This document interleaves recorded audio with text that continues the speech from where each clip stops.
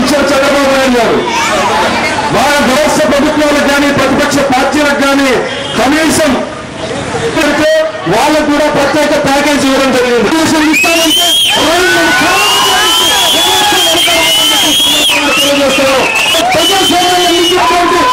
ఉద్యోగ ఆర్థిక సామాజిక రాజకీయాలలో అడ్డమైనటువంటి ఆర్ఎస్ఎస్ అనే ఒక సంస్థ చేస్తున్నటువంటి ప్రయత్నం దళిత గిరిజనులకి రిజర్వేషన్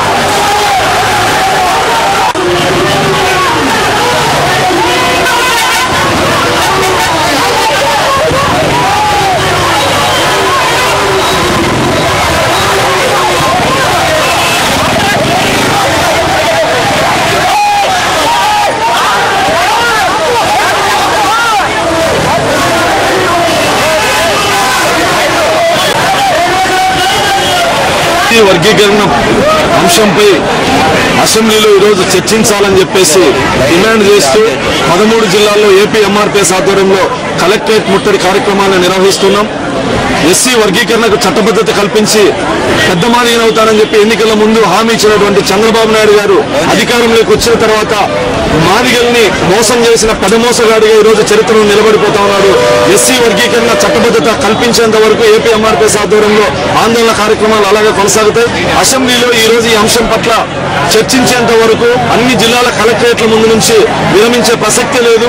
అదేవిధంగా అన్ని అంశాలపైన గడప గడపకు వైఎస్ఆర్ కాంగ్రెస్ పార్టీ అని చెప్పి తిరుగుతున్నటువంటి వైఎస్ఆర్ జగన్మోహన్ రెడ్డి గారు ఈ రాష్ట్రంలో ఉన్నటువంటి 45 లక్షల మంది మాదిగ ఉపకులాల యొక్క సమస్య పట్ల ఎందుకు స్పందించలేదని చెప్పే సందర్భంగా మేము ప్రశ్నిస్తాను.